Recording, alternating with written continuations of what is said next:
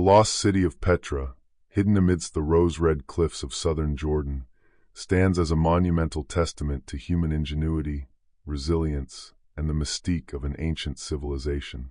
Known as the crown jewel of the Nabataean kingdom, Petra was more than just a city carved in stone. It was a hub of culture, trade, architecture, and spiritual depth. Its secrets, still echoing through the narrow, sick, and monumental facades, tell the tale of a people who mastered the desert and left behind one of the most breathtaking archaeological wonders in human history. Petra was established around the 6th century BCE by the Nabataeans, an Arab tribe whose roots remain somewhat mysterious to this day. These nomadic people had an intimate understanding of the desert's harsh environment and, through their resourcefulness, managed to thrive in an area that most would consider inhospitable. What began as a caravan stop for trade routes evolved into a flourishing metropolis by the 1st century CE, when Petra reached its zenith.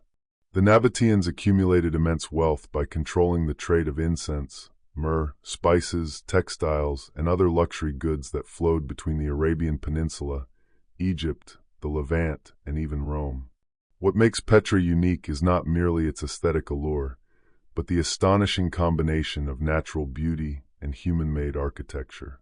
The city was carved directly into the rose-colored sandstone cliffs, blending almost seamlessly with its environment. Visitors approaching Petra must pass through the Sick, a narrow gorge stretching for nearly a mile, with towering cliffs reaching up to 80 meters. As they emerge from the Sick, they are greeted by the grandeur of Al-Khazna, or the Treasury, perhaps the most iconic facade of Petra. Standing over 40 meters tall, this structure's ornate columns, statues, and intricate carvings reflect a fusion of Nabataean, Hellenistic, and Roman influences, revealing the cosmopolitan nature of the city.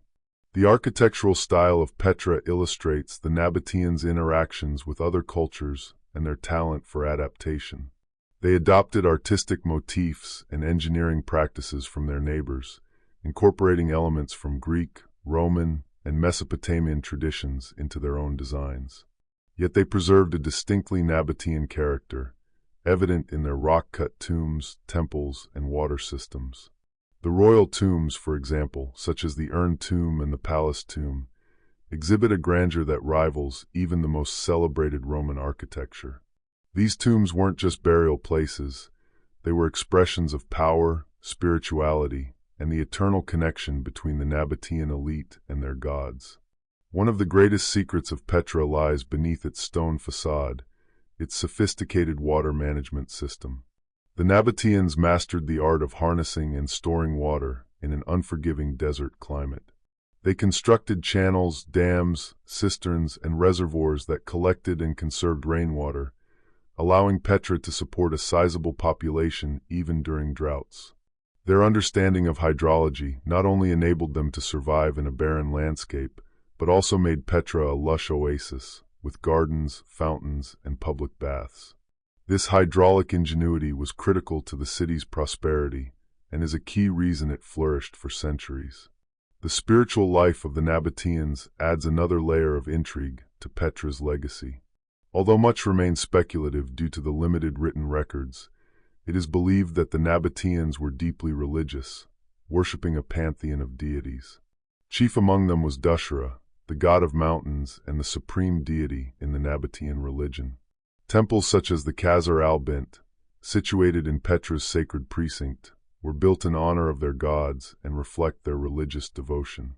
The high place of sacrifice, accessible only by climbing a steep path, offers not only panoramic views of Petra, but also a window into ancient rites that may have included animal sacrifices or other ceremonial practices.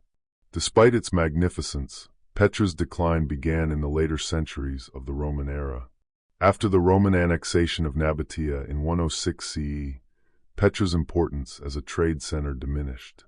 Trade routes gradually shifted away from the overland paths controlled by the Nabataeans to sea-based routes favored by the Romans. Earthquakes in the 4th and 6th centuries CE dealt further blows to Petra's infrastructure, damaging its buildings and aqueducts.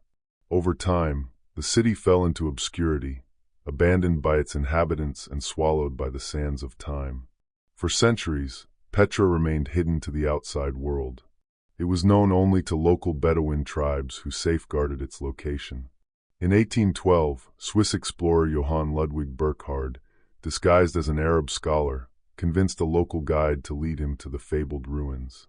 His rediscovery of Petra brought global attention to the site and sparked renewed interest among historians, archaeologists, and adventurers. Excavations began, revealing more of the city's grandeur, though even today, much of Petra remains unexplored.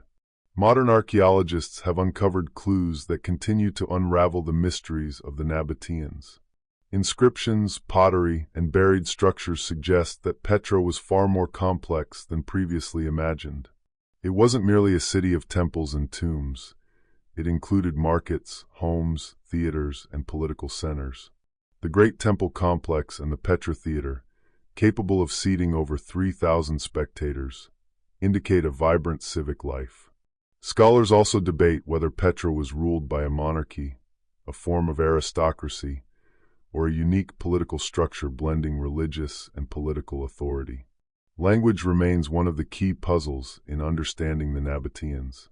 They used a variant of the Aramaic script and later incorporated elements of the Arabic language, reflecting the cultural transition underway in the region.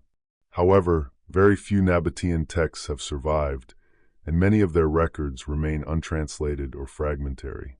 This has limited our full understanding of their legal systems, philosophy, and daily life. Petra's cultural impact has transcended time. It has inspired poets, filmmakers, and explorers. Its image has graced stamps, currency, and popular media. Perhaps most famously, it served as the backdrop for the climactic scenes in the 1989 film Indiana Jones and the Last Crusade. Yet Petra's true magic lies not in its fame, but in its enduring mystery. Visitors today still walk through the Sick with a sense of reverence, awed by the craftsmanship and vision of a people who turned stone into civilization. The Nabataeans, despite their historical anonymity, were pioneers of desert urbanism. Their knowledge of trade, water, art, and diplomacy enabled them to create an empire that, while short-lived in political terms, left a legacy that defies erosion. They were not conquerors in the traditional sense, but rather connectors, linking diverse worlds through commerce and culture. Petra stands as their greatest achievement, a city that whispered with life in one of the world's harshest climates.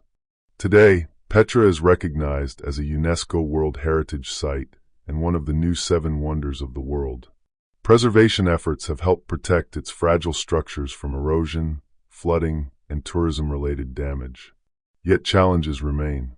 Climate change, modern development, and the sheer volume of visitors pose threats to its long-term survival. Organizations, both local and international, continue to work to strike a balance between accessibility and conservation. Petra's story is far from complete. Every excavation and scholarly article adds another layer to its rich history. And every traveler who passes through the Sick to gaze upon the treasury continues a tradition of wonder that has spanned millennia. The city, once lost, has been found, but its secrets still lie embedded in the stones, waiting for future generations to interpret and cherish. In essence, Petra is more than an archaeological site. It is a symbol of human adaptability, of creativity under constraint, and of the enduring power of heritage. The Nabataeans may have vanished from history's forefront, but through Petra, their voice still resonates. They remind us that even in the most unforgiving landscapes, beauty and brilliance can flourish. They teach us that legacy is not always measured by empire, but by the harmony one creates between nature, spirit, and civilization. As the sun sets over Petra's cliffs and casts golden shadows across its tombs and temples, one cannot help but feel the presence of a bygone people who, with chisel and vision, carved their name into eternity.